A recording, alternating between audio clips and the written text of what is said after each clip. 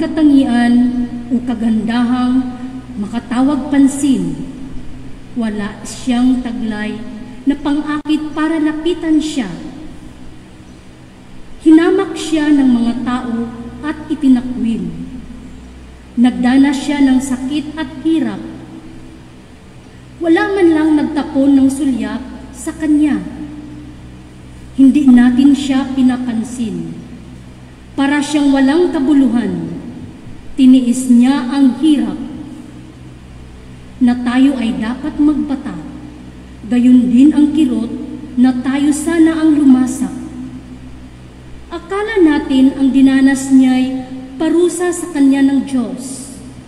Dahil sa ating mga kasalanan, kaya siya nasugatan. Siya ay binugbog dahil sa ating kasamaan.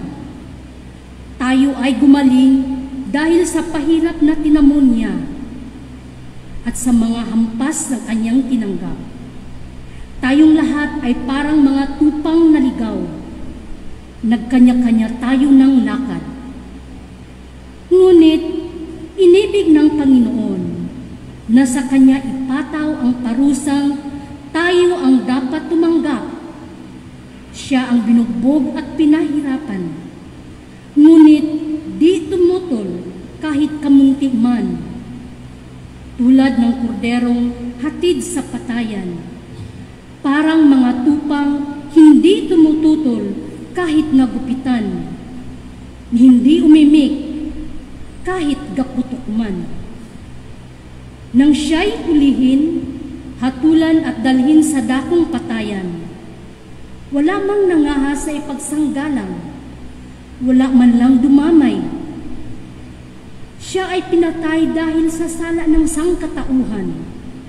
Siya'y inilibing, nakasama ng masasama at mayayaman. Bagaman, wala siyang kasalanan o nagsabi ng kasinungalingan. Sabi ng Panginoon, ang kanyang paghihirap ay kalooban ko. Inihandog niya ang sarili upang sa pamamagitan noon ay magkaroon ng kapatawaran. Dahil dito'y mabubuhay siya ng matagal. Makikita ang lahing susunod sa kanya. Sa pamamagitan niya'y maisasagawa ang aking panukala. Pagkatapos ng pagdurusa, lalasap siya ng ligaya. Malalaman niyang hindi nawala ng kabuluhan ang kanyang pagtitiis. Ang aking tapat na lingkod at lubos kong kinalulugdan na siyang tatanggap sa parusa ng marami at alang-alang sa kanya, sila'y aking patatawarin. Dahil dito, siya'y aking pararangalan kasama ng mga dakila pagkat kusang loob niyang ibinigay ang sarili at nilasap ang kaparusahan ng masasama.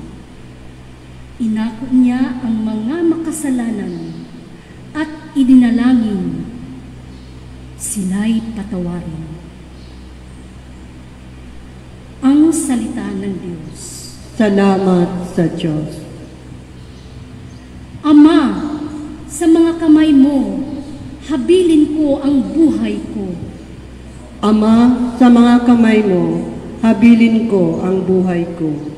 Sa iyong puon, ako'y lumalapit upang ingatan mo nang hindi malupig. Sa mga kamay mo, habilin ko'y buhay ko, tagapagligtas ng tapat at totoo. Ama, sa mga kamay mo, habilin ko ang buhay ko. Lahat kong kaaway ay humahalakhak, pati kapitbahay ako'y hinahamak. Dating kakilala ay nagsisiilag, kung masalubong ko ay nagsisiiwas. Nilimot na akong tulad ng namatay, di na pinapansin, parang yagit lamang. Ama, sa mga kamay mo, habilin ko ang buhay ko. Subalit o poon ang aking tiwala ay nasa sa iyo, O Diyos na dakila. Sa iyong kalinga, umaasa ako. Laban sa kaaway ay ipagtatanggol mo. At sa mga umuusig na sinumang tao. Ama, sa mga kamay mo, habilin ko ang buhay ko. Itong iyong lingkod, sana ay lingapin. Ingatan mo ako't iyong pagpalain. Iligtas mo ako at iyong sagipin. Tanda ng pag-ibig na di nagmamaliw. O magpakatatag ang mga nilikha. Lahat ng sapuon ay nagtitiwala. Ama, sa mga kamay mo, habilin ko ang buhay ko.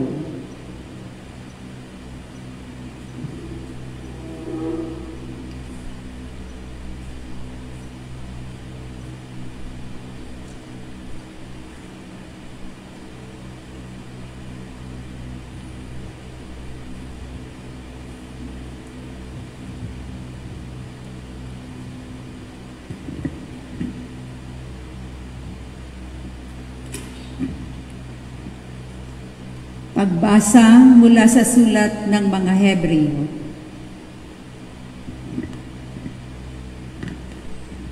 Magpakatatag tayo sa ating pananampalataya.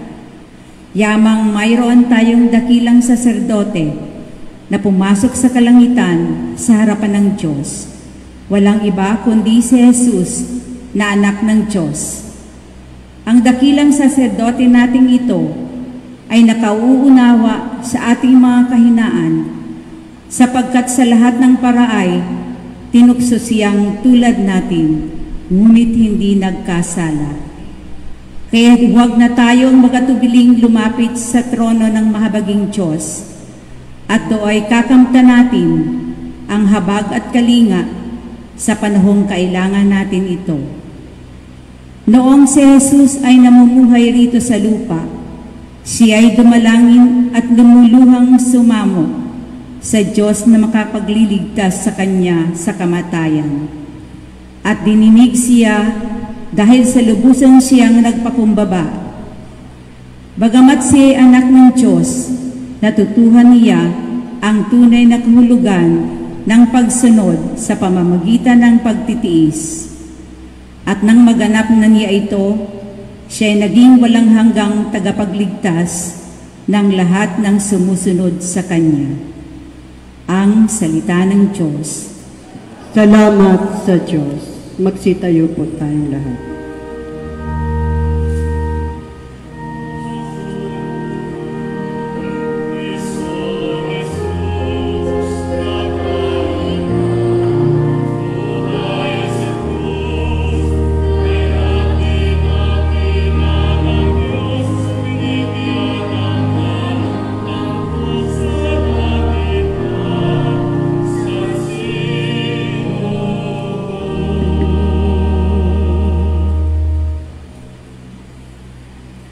Sumainiwang Panginoon.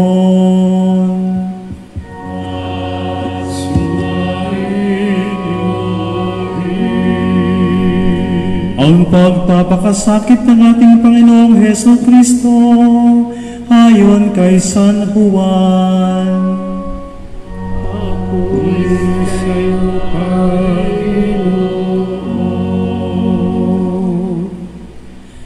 Noong panahong iyon, umalis si Jesus kasama ang kanyang mga alagad. Pumunta sila sa ibayo ng Bati Sidron at pumasok sa isang halamanan doon. Ang lugar na ito'y alam ni Judas na nagkanulo sa kaniya, sapagkat madalas magpunta roon si Jesus at ang kanyang mga alagad.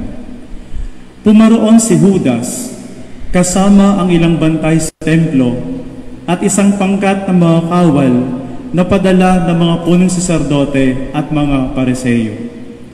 May dala silang mga parol, sulo at sandata. Alam ni Jesus ang lahat ng mangyayari sa kaniya, kaya't sila'y sinalubong niya at tinanong, "Sino ang hinahanap ninyo?" Si Jesus na taga Nazaret. "Ako si Jesus." Kaharap nila si Judas na nagkanulo sa kaniya. Nang sabihin ni Jesus na siya nga, napaurong sila at nabuwal sa lupa. Muli siyang nagtanong, Sino nga ba ang hinahanap ninyo? Si Jesus na taga Nazaret. Sinabi ko na sa inyong ako si Jesus. Kung ako ang hinahanap ninyo, hayaan ninyong umalis ang mga taong ito. Sinabi niya ito upang matupad ang kanyang salita. Walang napahamak kahit isa sa mga ibinigay mo sa akin, Ama. Binunot ni Simon Pedro ang kanyang tabak at tinaga ang alipin ng pinakapunong saserdote. Natigpas ang kanang tainga ng aliping yaon na ang pangalay Malco. Sinabi ni Jesus kay Pedro, Isalong mo ang iyong tabak. Dapat kong inumin ang kalis ng paghihirap na ibinigay sa akin ng Ama. Si Jesus ay dinakip at ginapos ng mga bantay na Hudiyo at ng pangkat ng mga kawal sa pamumuno ng kanilang kapitan. Siya'y dinala muna kay Anas, na biyanan ni Caiphas na pinakapunong saserdote ng panahong yaon. Si Caiphas ang nagpayo sa mga Hudiyo na mas mabuti para sa kanila na isang tao lamang ang mamatay alang-alang sa bayan. Si Simon Pedro at ang isa pang alagad ay sumunod kay Jesus. Kilala ng pinakapunong saserdote ang alagad na ito, kaya't nakapasok siyang kasama ni Jesus sa patio ng bahay ng pinakapunong saserdote. Naiwan naman si Pedro sa labas ng pintuan. Lumabas ang alagad na kilala ng pinakapunong saserdote, kinausap ang dalagang nagbabantay sa pinto at pinapasok si Pedro. Si Pedro'y tinanong ng dalaga, Hindi ba't ikaw ang isa sa mga alagad ng taong iyan? Sumagot si Pedro, Hindi. Maginaw noon. Kaya't nagpabaga ng uling ang mga alipin at ang mga bantay at tumayo sa paligid ng siga upang magpainit. Nakihalo si Pedro at nagpainit din.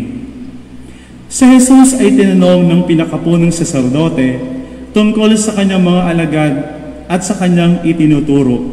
Sumagot si Jesus, Hayagan akong nagsasalita sa madla. Lagi akong nagtuturo sa mga sinagoga at sa templo ng mga Hudiyo. Wala akong sinabing palihim. Bakit ako ang tinatanong ninyo? Ang tanungin ninyo'y ang mga nakarinig sa akin. Alam nila kung ano ang sinabi ko. Pagkasabi nito, siya'y sinampal ng isa sa mga bantay na naroon. Bakit mo sinasagot ng ganyan ang pinakapunong saserdote? Sinagot siya ni Jesus, Kung nagsalita ako ng masama, patunayan mo. Ngunit kung mabuti ang sinabi ko, bakit mo ako sinampal? Si Jesus nagagapos pa noon ay ipinadala ni Anas kay Caiphas ang pinakapunong saserdote. Samantala, naroon pa rin si Simon Pedro at nagpapainit. Siya'y tinanong nila, Hindi ba't alagad ka rin ng taong iyan? Sumagot si Pedro, Hindi.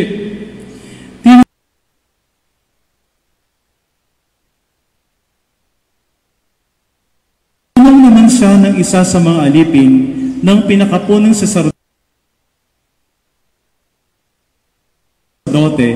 kamag-anak ng lalaking tinagpasan niya ng tainga.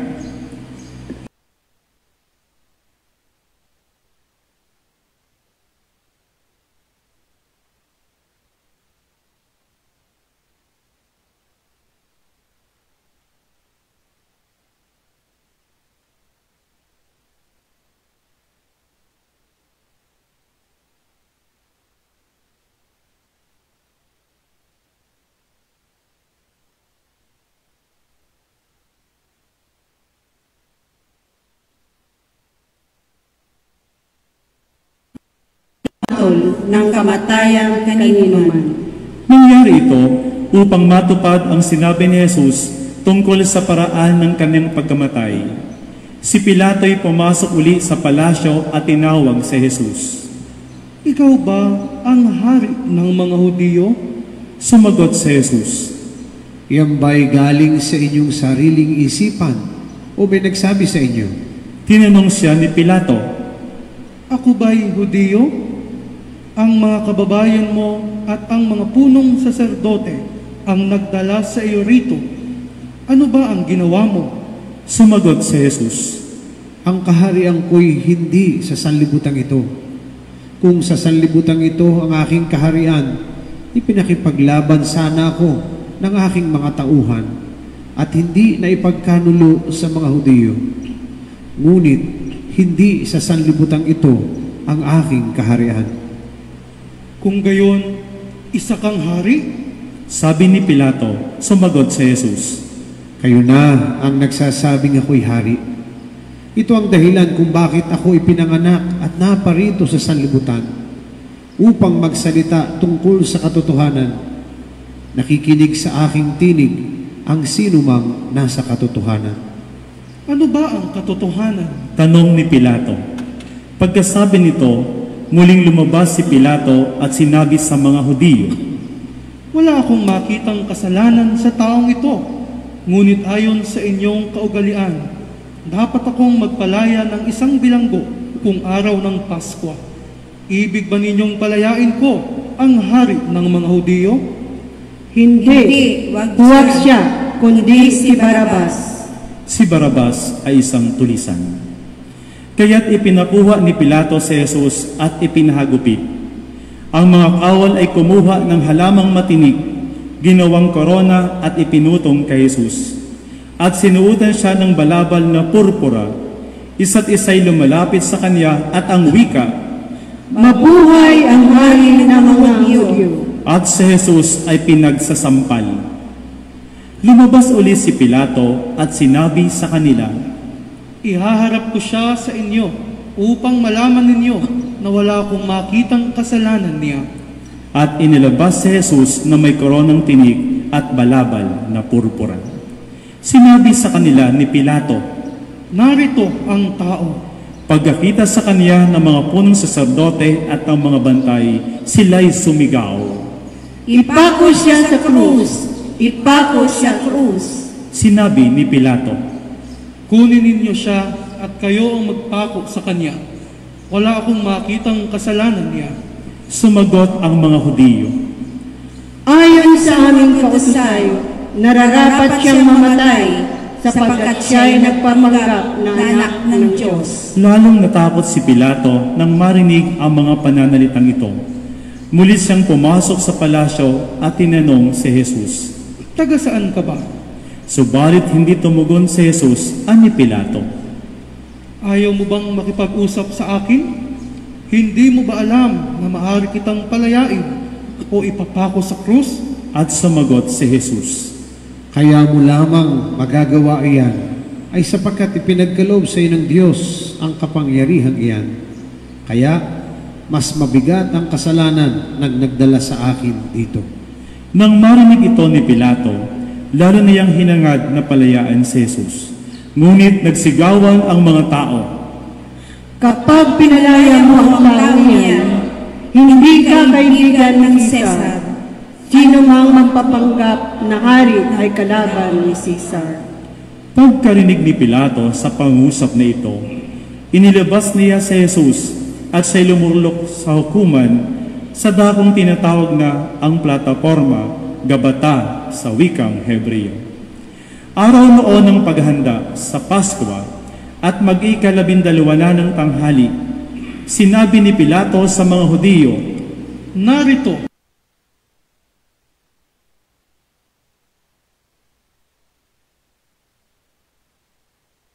ang inyong hari. sumigaw sila, Patayin siya! Patayin! Ipako sa krus. tanong ni Pilato,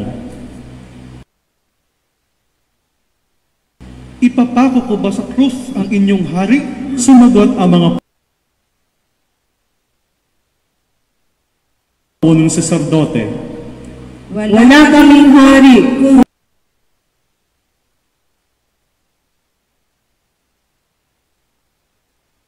kundi ang Cesar. kaya't si Jesus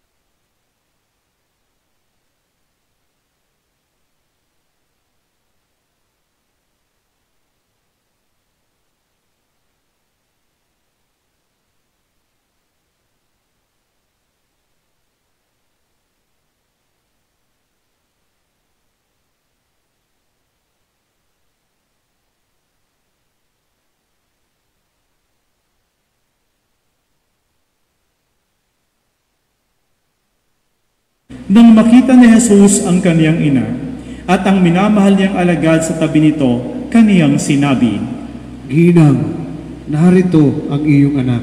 At sinabi ni Jesus sa alagad, Narito ang iyong ina.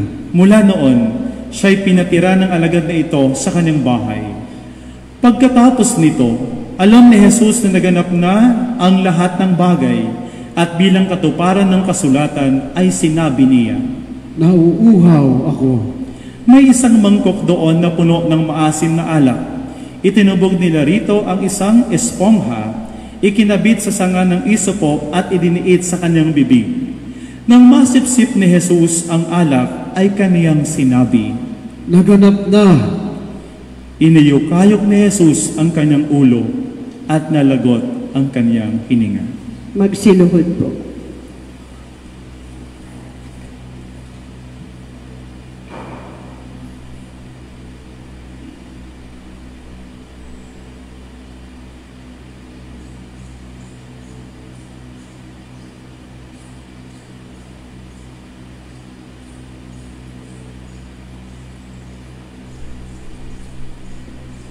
Magsitayo. Nooy araw ng pambaghanda at ayaw ng mga Hudiyo na manatili sa krus ang mga bangkay sa araw ng pamamahinga sapagkat dakligla ang araw ng pamamahingang ito. Kaya't hiniling nila kay Pilato na ipabalik nito ang mga binti ng mga ipinako sa krus at alisin doon ang mga bangkay. Naparoon nga ang mga kawal at pinali ang mga binti ng dalawang ipinakong kasabay ni Jesus. Ngunit pagdating nila kay Jesus at makitang patay na siya, hindi na nila binali ang kanyang binti. Subalit inulos ng sibat ng isa sa mga kawal ang tagaliran ni Jesus at biglang dumaloy ang dugo at tubig. Ang nakakita nito ang nagpatotoo. Tunay ang kanyang patotoo at alam niyang katotohanan ang sinabi niya upang kayo'y maniwala. Nangyari ang mga ito upang matupad ang sinasabi ng kasulatan. Walang mababali isa man sa kanyang mga buto. At sinabi naman ng ibang bahagi ng kasulatan, pagmamasdan nila ang kanilang inulos. Pagkatapos nito, si Jose na taga-Arimatea ay nagsadya kay Pilato upang humingi ng pahintulot na makuha ang bangkay ni Jesus. Si Jose isang alagad ni Jesus, ngunit palihim nga lamang dahil sa takot sa mga Hudiyo. At pinahintulutan siya ni Pilato, kaya't kinuha ni Jose ang bangkay ni Jesus. Sumama sa kanya si Nicodemo, may dalang pabango, mga 100 libra ng pinaghalong mira at aloe. Siya ang nagsadya kay Jesus isang gabi. Kinuha nila ang bangkay ni Jesus at nilagyan ng pabango habang binabalot sa kayong lino ayon sa kaugalian ng mga Hudiyo. Sa pinagpakuan kay Jesus ay may isang halamanan at dito'y may isang bagong libingang hindi pa napaglilibingan. Yamang nooy araw ng paghahanda ng mga Hudiyo. At dahil sa malapit naman ang libingang ito, doon nila inilibing si Jesus. Mga kapatid, ang mabuting balita ng Panginoon. Pinupuri namin, Panginoon.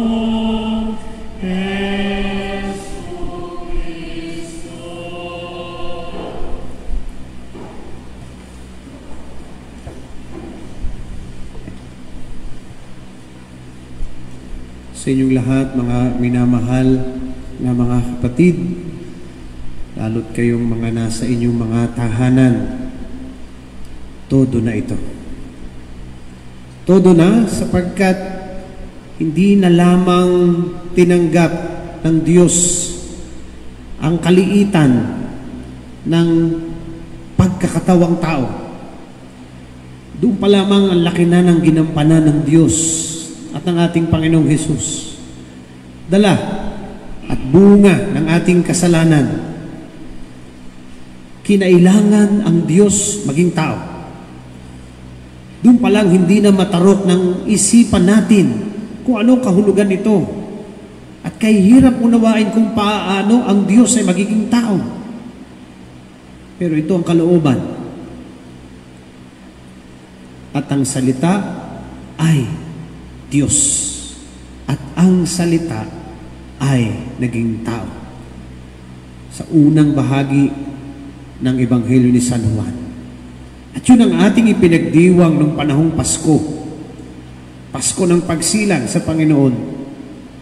At hindi lamang isinilang, kundi lumaking isang tao. Pero talagang todo na ito sapagkat hindi na lamang yun ang tinis, kundi bagkus tinanggap pa ang pagdurusa ng tao. Isipin natin ito mga kapatid, hindi lamang siya naging tao, kundi yung paghihirap ng tao ay kinuha din niya para sa kanyang sarili. Hindi ko alam, pero siguro kakaiba din talaga itong karanasang ito ng ating Panginoon sa sentidong ito na bakit? At isa lagi ang babanggitin sa ating dahilan, pag-ibig. Kung maalala natin kahapon yung pagninilay natin doon sa tinatawag nating Last Supper Mass, na ang lahat ay nangyayari dala ng pag-ibig, ito na yung rurok. Kung kanina may binabasa at ang nakalagay ay, sana'y tama ang pagkakaalaala ko, ang nakalagay, kay sarap mahalin kapag may nagmamahal sa iyo na ginagawa ang lahat ng paraan para mahalin ka. At wala siyang makitang dahilan para iwanan ka. Wow. Haba, ano? Ay, inisip ko nga naman eh, no? Ang sarap ng ganung pagmamahal. Ay, pero isipin natin ito mabuti. May higit pa pala. Mas masarap palang maisip yung may nagmamahal sa iyo na ginagawa ang lahat ng paraan para mahalin ka, kahit pa lahat na ng dahilan para iwang ka ay naririyan. Eh, ito na, oh. Tinanggap na nga niya yung katotohanan ng tao sa biyayang ibinigay sa kanya, kamukha at kawangis ng Diyos, ay nagkasala, nagsuwail, hindi sumunod sa kanyang kalooban. Tinanggap ng Diyos yun. Kasi kung di niya tinanggap, di tayo liligtas. At dahil sa pagtanggap na ito, ginawang pauli ng paraan. Kanyang ninais na maisilang bilang tao ang kanyang bugtong na anak. Di pa doon natapos, yung bugtong na anak niya na dala-dala ay mabuting balita na pag pinagbalikan mo ang mga ebanghelyo, wala kang makikitang ginawang masama. Tama yung magnanakaw. Ang sabi ng isang magnanakaw, aanin ko tayong dalawa may sala. Ang taong ito ay walang ginawang masama. Basahin niyo ang buong Gospels. Wala talagang ginawang masama si Jesus. Lahat na nang pwede mong ipagkapuri sa isang tao, mabait, mabuti, ang galing magsalita, nagpagaling ng may sakit, binuhay ang patay, nagpakain ng marami. Lahat na. Pero isipin niyo yun, may dahilan pa rin para siya'y dalhin sa krus. Nakahanap pa rin sila ng paraan para yung inosente ay ipako sa krus. Ay talagang todo na ito. Todo na ng pag-ibig ng Diyos. Todo na ng pagpapadama sa atin kahit pa lahat na ng dahilan ay naririyan para tayo iiwanan ng Diyos, ay ipinakita pa rin niyang hindi niya tayo kailanman iiwan. At ito po, ang kwentong ating inaalala. At ito yung kwento na nagpapatibay sa atin na anuman ang karanasan nating lahat, nariyan ang lahat ng dahilan, di pa rin tayo niiwan ng Diyos. At kailan may hindi iiwanan? Kaya nga't maganda alam ninyo, wag na nating pagdudahan yun. Ano bang karanasan meron tayo? Kahit pa, kanina na lamang sa mga 7 huling wika, kung nagpapasalamat doon sa mga nagbahagi ng 7 huling wika, enjoy na enjoy sila. Talagang bigay na bigay. Gaganda ng kwento niyo po, salamat po. Pero isipin niyo mabuti ito. Ito yung katotohanan ng Diyos. At ang maganda niya, lumabas at malinaw na hindi tayo kailanman iiwan sapagkat todo na. Pero ang tanong na ngayon ay hindi ito eh. Ang tanong, nasaan tayo? Kasama ba niya tayo? Siya, hindi tayo iwan. Ay tayo? Iwan ba natin siya? O sinamahan pa? At ito ang kwento sa paligid ni Jesus. Yung mapagmahal nating Diyos na patuloy na karanasan ng tao. Ang lakas ng dating kanina nung mga sharing na, lalo yung kay Father Alex, na binabanggit niya yung pagkauhaw ng Diyos sa atin. Alam po ba natin at nalilimutan po ba natin kung gaano katagal nang nangyari itong mga inaalala natin ngayon? Ang tagal na. 1,000 taon na nakakalipas. Ngunit kung inyong pagbabalikan ang kwentong pantao, ba't baga tayo paulit-ulit lamang? Paulit-ulit sa kasakiman. Paulit-ulit sa pag-aaway. Paulit-ulit sa paghusga. Paulit-ulit sa pagkamakasarili. Paulit-ulit sa paglapastangan sa buhay. Paulit-ulit sa pag-abuso sa ipinagkatiwala sa atin ng Diyos. Paulit-ulit sa pagsira sa mga pamilya. Gusto labagang parang walang silbi ang todong pagpapakita ng Diyos ng pag-ibig. Pero tingnan naman ninyo ngayon. At habang ito ang kwento ng ating kasaysayan, tumigil ang mundo. At sa pagtigil ng mundo, tinakda ng Diyos na itong karanasan natin ay sa panahon mismo ng mga mahal na araw mangyari.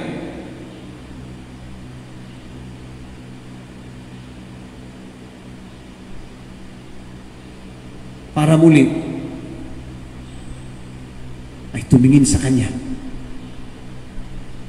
at maalala kung gaano tayo niyang kamahal. Kaya magiging simpleng tanong natin ngayon, handa ba tayong mahalin siya? Handa na ba tayong samahan na siya? Handa na ba tayong hindi iwan siya? At dito magkakaroon ng bunga lahat ng ito. Katulad ng mga nanatili sa tabi niya. Kanyang ina, ang kanyang mahal na alagad, sina Maria Magdalena. Mga kapatid, dali natin po ito sa ating panalangin. Ito ang krus ni Jesus. Ang krus ng kaligtasan nating lahat. At sa panahong ito, talagang panalangin nating lahat ito at panalangin ng simbahan. Sana'y magbalik loob na talaga tayong mga tao sa Diyos. Hindi ko alam, ito kaya isang suntok sa buwan? Pagkatapos kaya ng lahat ng itong ating karanasang ito, bumalik pa rin ang mga sakim para magnakaw.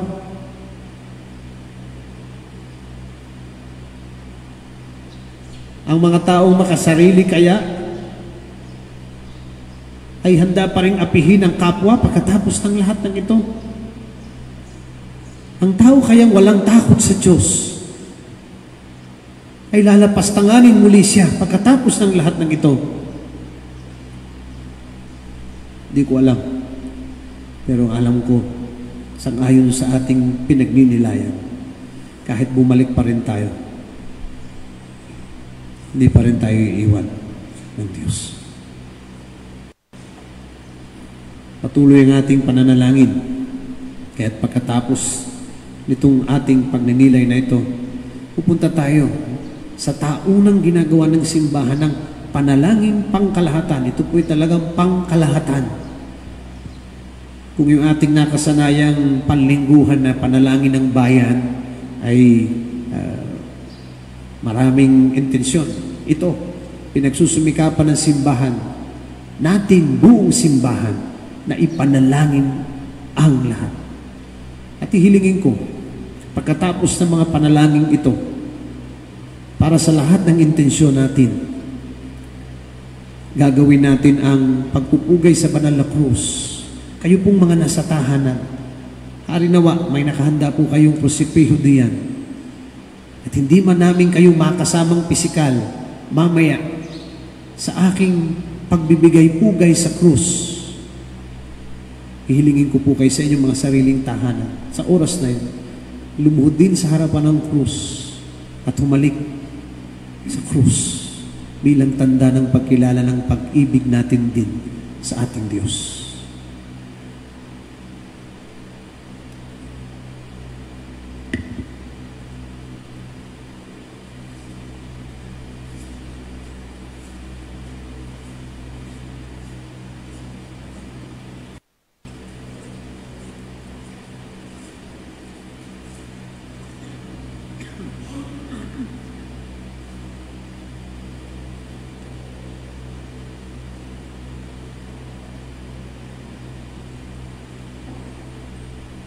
Sa panalangin pangkalahatan, luluhod ang lahat sa bawat pagluhod at muli lamang tayong tatayo kapag isinasagawa na ang pananalangin.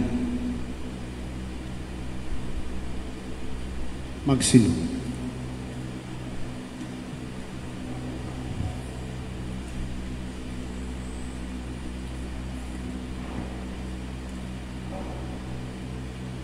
Para sa banal na simbahan, idalangin natin, mga mahal kong kapatid, ang banal na sambayanan ng Diyos sa buong daigdig upang pagkalooban ng kapayapaan at pagkupkup, pagkakaisa at pagtataguyod ang mga kaanib nito sa sansinukob at upang tayo bigyan ng pamumuhay na matiwasay para tayo'y makasamba sa Diyos, Ama nating makapangyarihan. Magsitayo.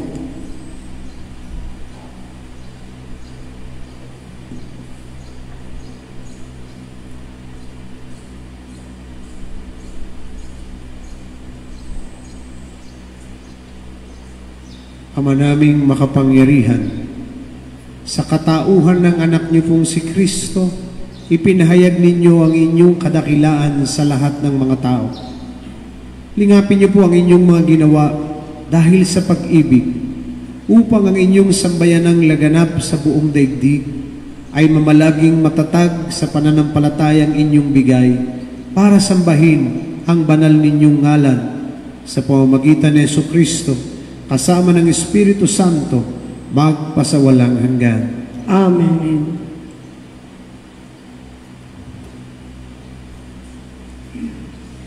Para sa Santo Papa, idalangin natin ang ating banal na Papa na si Francisco na hinirang ng Diyos sa hanay ng mga tagapangasiwa upang kanyang bigyan ng kalusugan at mahabang buhay para sa kapakanan ng banal na sambayanan, ipinagkatiwala sa kanya para paglingkuran.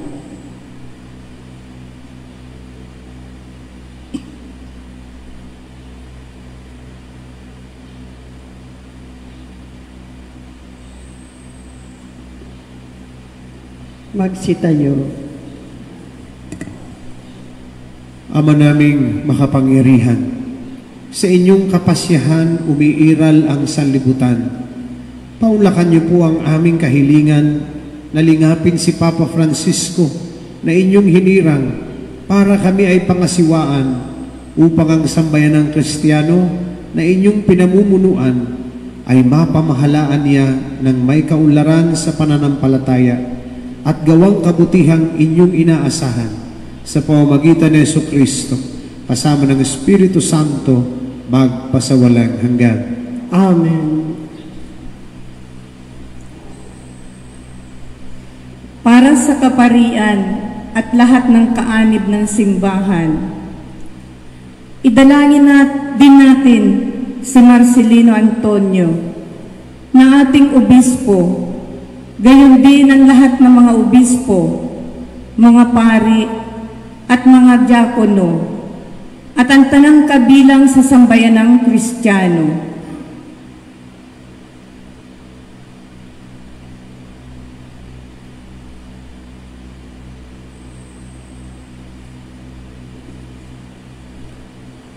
Magsitayo po tayo. Ama naming makapangyarihan, ang inyong Espiritu ay nagpapabanal at nagtataguyod sa buong simbahan. Dinggin niyo po ang aming pagluhog para sa inyong mga tagapaglingkod upang mapaglingkuran kang matapat sa tulong ng inyong kagandahang loob sa pamamagitan ni Jesucristo kasama ng Espiritu Santo magpasawalang hanggan. Amen.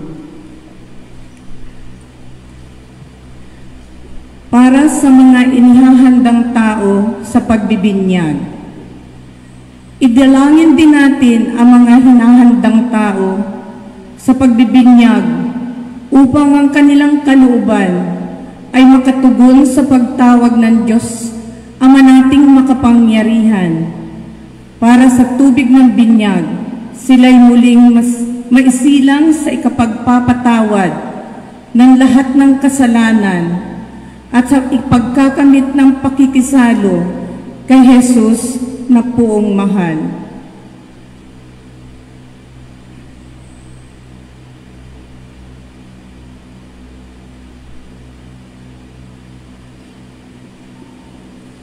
Magsitayo. Ama naming makapangyarihan, lagi niyo pong pinauunlad ang sambayanan sa pagkakaroon ng karagdagang kabilang sa pananampalataya at pagkaunawa, ay magkaroon nawa ng pag-unlad ang mga inihanda sa pagbibinyag upang sa muli nilang pagsilang bilang binyagan, sila ay mapabilang sa mga kaanib ng inyong angkan sa pamamagitan ni Jesucristo kasama ng Espiritu Santo magpasawalang hanggan. Amen. Para sa pagkakaisa ng mga Kristiyano, idalangin din natin ang lahat ng ating mga kapatid na pawang kay Jesucristo nananalig upang marapati ng Diyos Ama nating makapangyarihan na sila'y tinipon at lingapin sa iisa niyang sambayanan.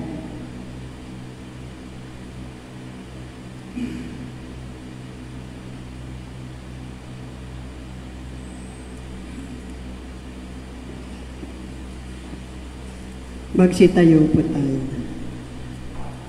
Ama naming makapangyarihan, tinitipon niyo po ang mga nawalay at tinatangkilik niyo po ang mga nagkakatipon sa inyong sambayanan.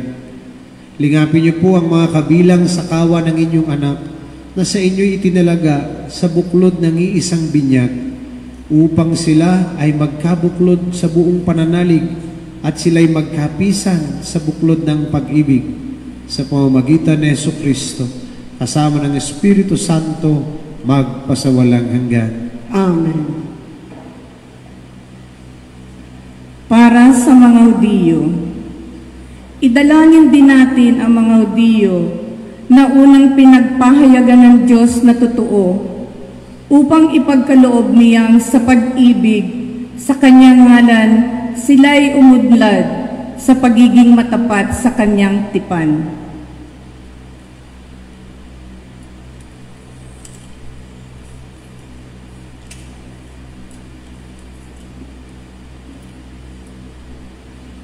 Magsitayo po tayo. Ama naming makapangyarihan, pinangatawanan ninyo ang inyong mga pangako kay Abraham at sa tanang sa kanya ay sumilang. Dinggin niyo po ang pagluhog ng inyong sambayanan upang ang mga tao na inyong unang hinirang ay pagindapating sumapit sa kaganapan ng kaligtasan sa pamamagitan ni Hesukristo kasama ng Espiritu Santo magpasawalang hanggan. Amen. Para sa mga di sumasampalataya kay Kristo, idalangin din natin ang tanang hindi pa sumasampalataya kay Kristo upang tahakin nila ang landas ng kaligtasan na naliliwanagan ng Espiritu Santo.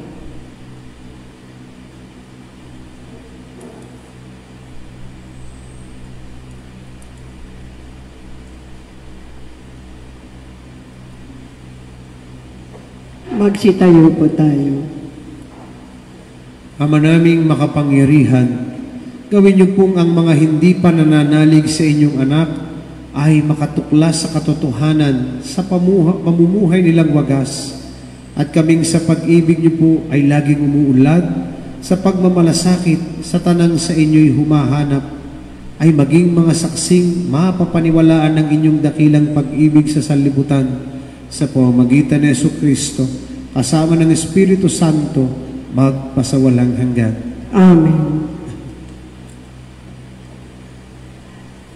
Para sa mga hindi pa sumasampalataya sa Diyos, idalangin din natin ang mga hindi pa sumasampalataya sa Diyos upang pagindapatin sa Kanya'y makadulog sa paniniwalang wagas na kanilang sinusunod.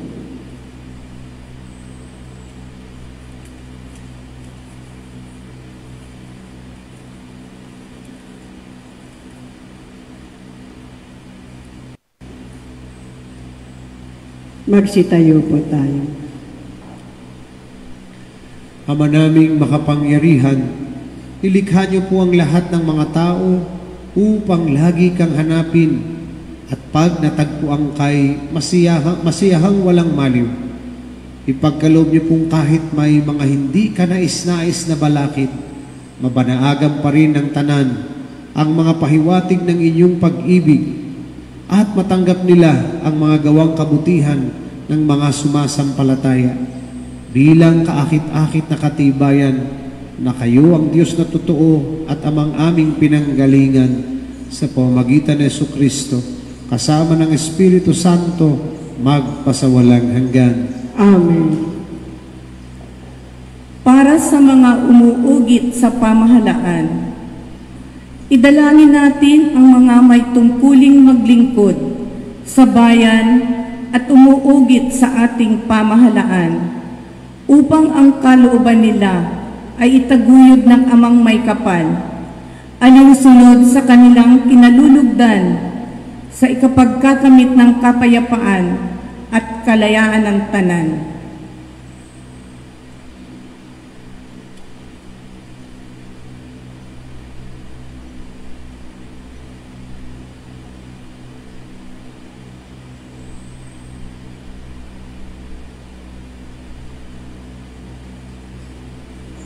Magsitayo po tayo. Ama naming makapangyarihan, nasa inyong kamay ang adhika at karapatan ng tanan. Tunghayan niyo po ang mga umuugit sa aming pamahalaan upang sumagana ang tanan sa salibutan sa ipagkakamit ng kapayapaan at ikapananatili ng kalayaan na kayo ay sambahin alinsunod sa inyong loobin sa pamamagitan ni Jesucristo kasama ng Espiritu Santo magpasawalang hanggan. Amen. Para sa mga may tanging pangangailangan, idalangin natin, mga kapatid, sa Ama nating makapangyarihan na ang sanlibutan ay maibsan ng tanang katiwalian. Ang mga karamdaman ay malunasan, ang kagutuman ay maparam. Ang mga nasa piitan ay lumayang tuluyan. Ang mga naaapi ay mahangol sa kawalang katarungan. Ang mga naglalakbay ay maluwalhating sumapit sa paruroonan. Ang mga nasa ibang bansa ay makauwi sa kanilang bayan. Ang mga may sakit ay magkamit ng kagalingan, at ang mga nag-aagaw buhay ay matiwasay na mahimlay.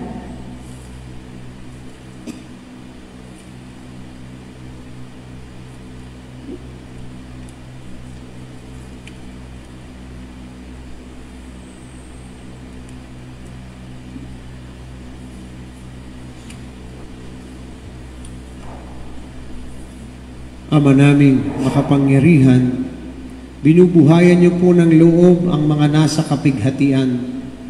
Pinatatatag niyo po ang mga may mabigat na pinapasaan.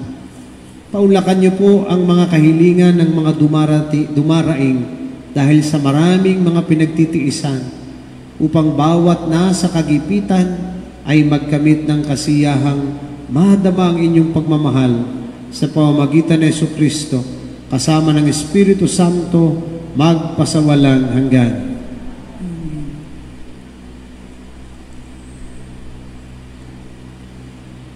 Para sa panahong ito ng pagdurusa, dulot ng pagkalat sa iba't ibang bayan at bansa ng nakahahawang sakit na coronavirus disease, idalangin natin ang lahat ng mga nagdurusa, dulot ng pagkalat sa iba't ibang bayan at bansa ng nakahahawang sakit na coronavirus disease, upang ang Diyos na ating Ama ang magkaloob ng ganap na kalusugan sa mga may sakit, magbigay lakas sa lahat ng mga sa kanila'y kumakalinga, at umalalay kapanatagan ng kalooban sa kanilang mga mahal sa buhay at katapatang walang hanggan sa mga biktimang pumanaw.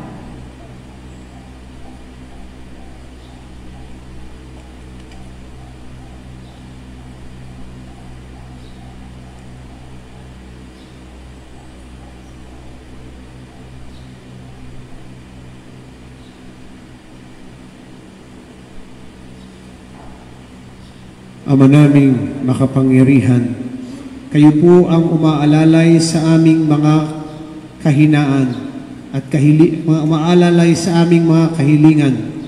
Masdan niyo po kaming inyong mga anak ng buong habag dahil sa karamdaman at sakit na nagpapahirap sa aming lahat.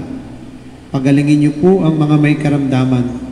Bigyan niyo po ng lakas ang sa kanila'y kumakalinga at umaalalay, at naway sumapayapa sa inyong piling ang lahat ng mga namatay, at sa panahong ito ng aming pagdurusa, naway ipagkaloob niyo po sa amin ang inyong awat pagmamahal. Sa pamamagitan ni Jesucristo, kasama ng Espiritu Santo, magpasawalang hanggan. Amen.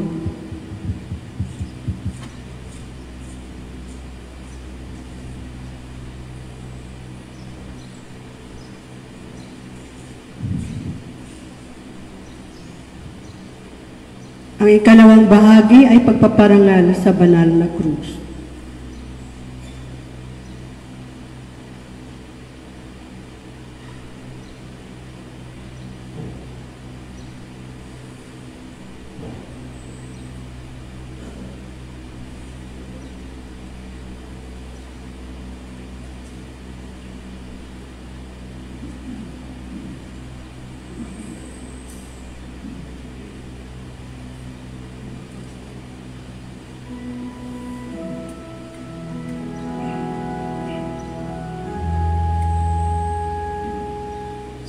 Kahoy ng krus na banal ni Jesus na buong mahal, nalupig ang kamatayan at sa muling pagkabuhay ang pag-asa ay sumilay.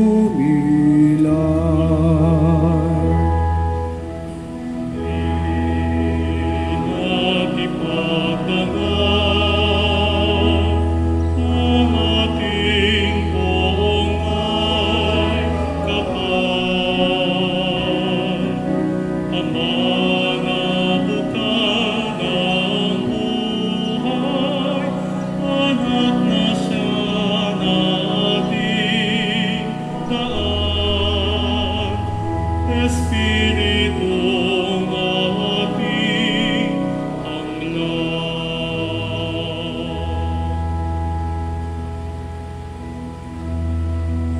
Sa kahoy ng krus na banal ni Jesus na pong mahal, nalupig ang kamatayan at sa muling pagkabuhay, ang pag-asa ay sumilay.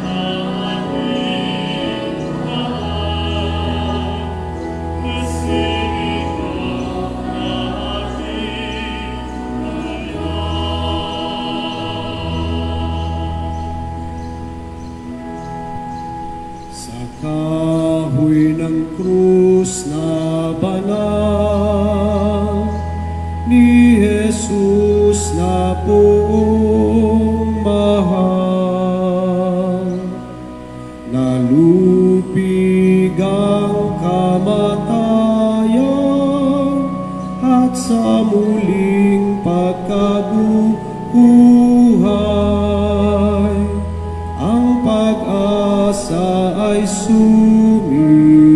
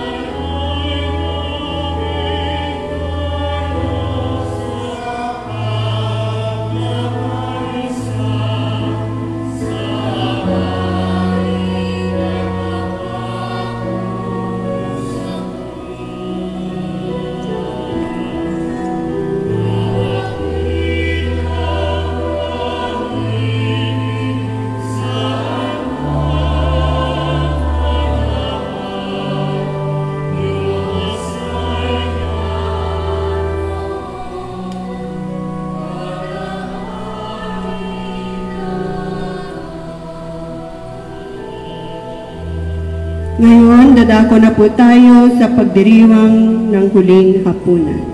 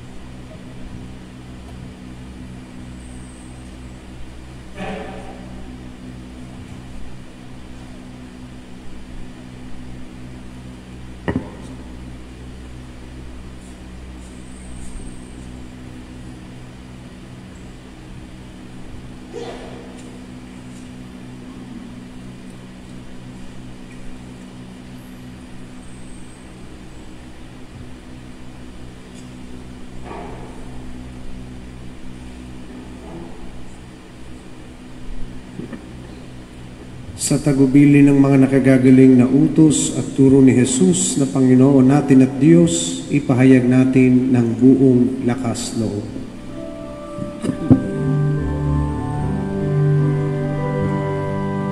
Ama namin, sumasalangit ka, sambahin ang ngalan mo, mapasa amin ang kaharian mo, sundin ang loob mo dito sa lupa para nang sa langit.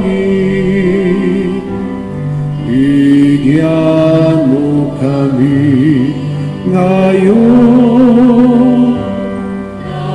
aming kakanin sa araw-araw.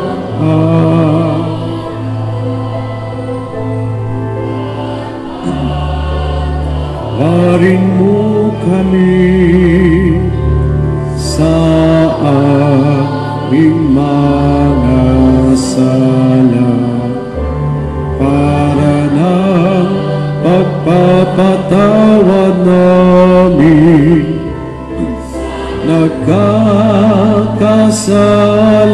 sa amin, at wag mo kami ipahintulot sa tukso at iadya mo kami sa lahat ng masama. Hinihiling namin kami adya sa lahat ng masama, pagkalooban ng kapayapaan araw-araw, iligtas sa kasalanan at ilayo sa lahat ng kapahamakan, samantalang aming pinananabikan ang dakilang araw ng pagpapahayag ng tagapagligtas naming si Jesucristo. Pagkat iyo ang kaharian at ang kapangyarihan at ang kapurihan magpakailanman.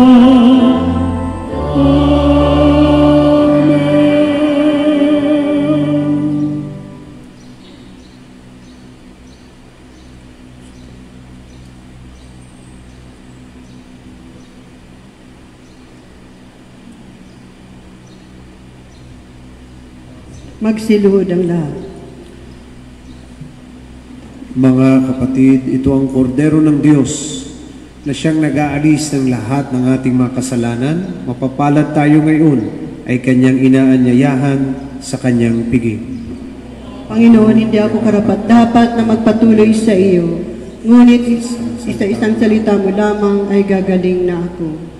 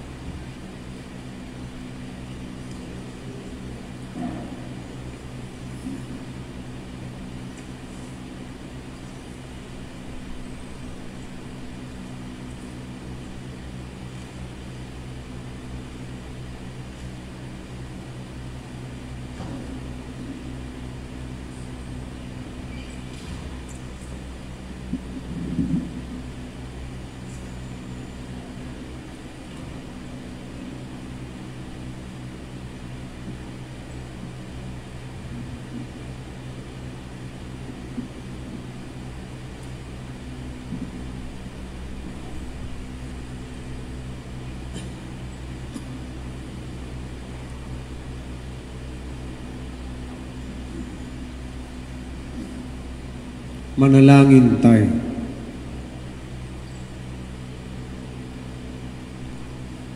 Ama naming mapagmahal, pinapakinabang niyo po kami sa banal na pagkamatay at pagkabuhay ni Kristo.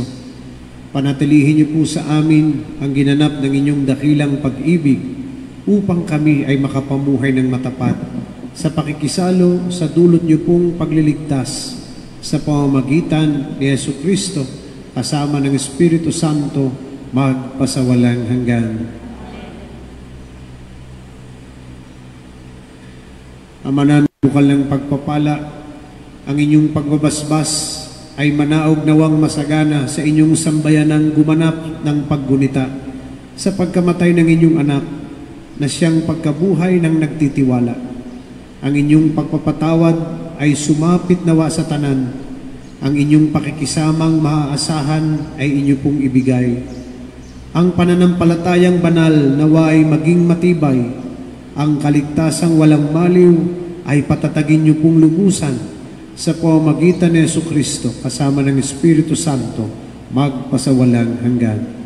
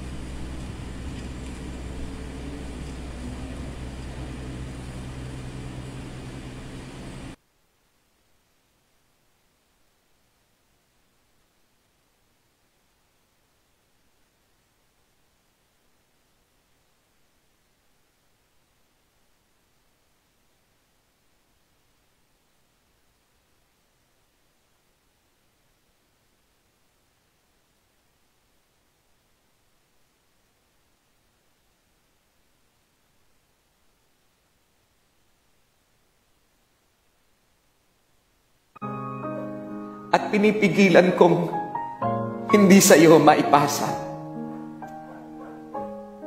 Bago ka magreklamong sawa ka na sa sardinas, na dahil walang nightlife, parang ikaw na yung pinakamalas. Gusto kong malaman mo yung hirap na dinaranas ng mga nakikibaka para ikay mailigtas. Alam mo ba yung pakiramdam ng pinandidirihan? Na walang gustong kumausap sa'yo kasi taga-ospital yan. Na kailangan naming ipagpatuloy yung sinumpaang katungkulan na kung mahahawa kami bukas ay walang kasiguraduhan. Alam mo ba yung pakiramdam na takot ka? Pero sa harap ng pasyente, hindi mo pwedeng ipakita na yung sarili mong anak, hindi mo makamusta dahil busy kang asikasuhin yung iba. Kung naririnig nyo lang yung kabog ng dibdib ko sa bawat balitang may doktor na yumao na tumataas yung bilang ng mga positibo at madadagdagan pa yan dahil sa kakalabas nyo. Ilang doktor pa ba ang sasapit sa kamatayan? Anong paliwanag ba para maintindihan na manatili lang kayo sa inyong mga tahanan ay nagampanan nyo na ang ambag nyo sa bayan?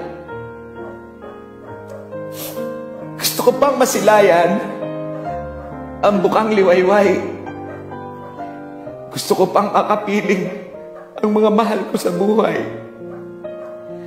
Lahat ng tapang na meron ako ay nakanda kong ialay. Pero katulad po ninyo, ayoko pang mamatay.